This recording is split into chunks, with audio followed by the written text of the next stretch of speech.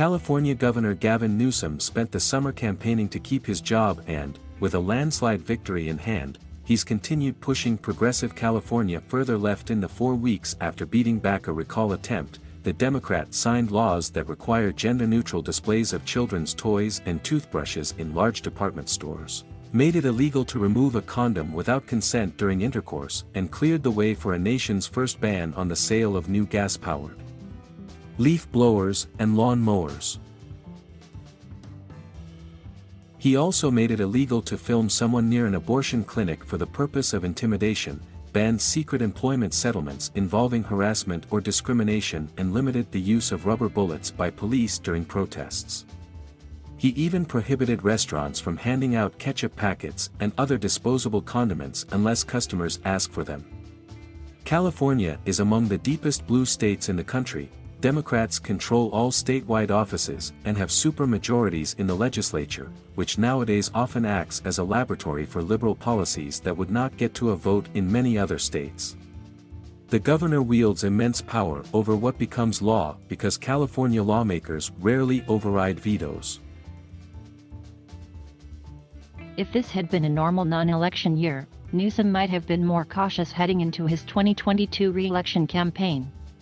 But in early September, just 3 days into the 30-day period the governor has to review legislation, Newsom convincingly beat back the Republican-led effort to oust him. Just 3 days after that election, Newsom signed 2 laws aimed at limiting single-family zoning in California, a stark change for a state with many communities that define suburban sprawl but now faces an affordable housing shortage.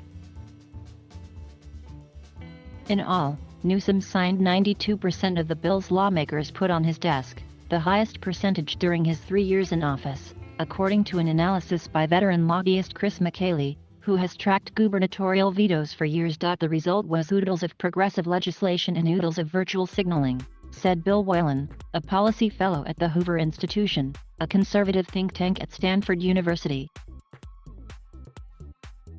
Traditionally, we have governors who have been more centrist than Newsom, he said.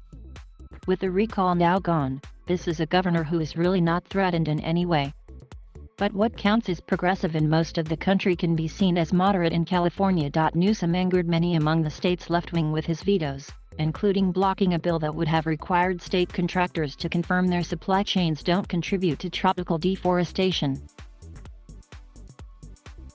He also axed a bill that would have made jaywalking legal, a move advocates have said is needed because police disproportionately stop and ticket black people for the offense. And he halted a bill that would have let farm workers vote by mail in union elections, a decision that made some workers so angry they marched in protest to the French Laundry, the fancy restaurant in the San Francisco Bay Area where Newsom was famously photographed dining without a mask during the pandemic.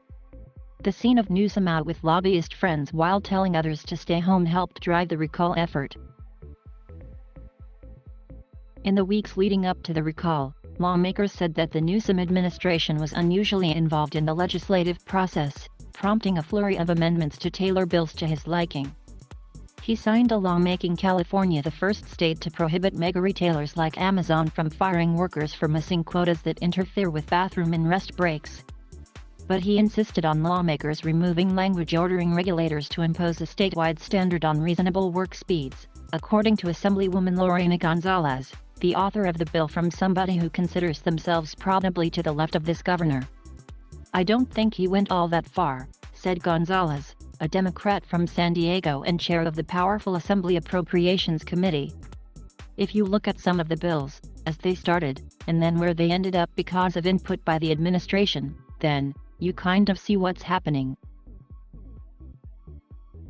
Lawmakers did not send Newsom as many bills as they normally would. The pandemic limited where and how often lawmakers could hold committee hearings, prompting legislative leaders to limit lawmakers to authoring 12 bills each. And this was the first year of a 2-year legislative session, so many of the most controversial proposals were delayed for consideration until next year. One bill would have eliminated the crime of loitering with the intent to commit prostitution, a law advocates have said targets black women and transgender people.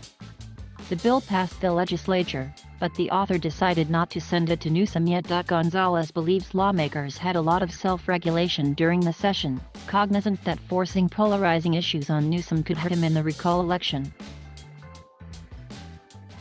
But Senator Sidney Kamlager, a Democrat from Los Angeles, said few lawmakers would have delayed bills because they were worried about how it would impact Newsom's political future, saying legislators also have egos. She said the governor is always involved with legislation. You would want a governor or an administration to be involved, because policy that doesn't fit or can't be implemented just ends up becoming a dream, she said. Next year, lawmakers could send Newsom legislation to regulate healthcare prices and impose COVID vaccine or testing mandates for employers, decisions the governor must make amid his re-election campaign. But those decisions could be easier for Newsom now that the recall has affirmed his political strength, despite protests from Republicans. Newsom defeated the recall attempt by more than 60% of the vote.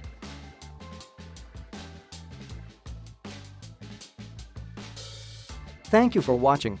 Please subscribe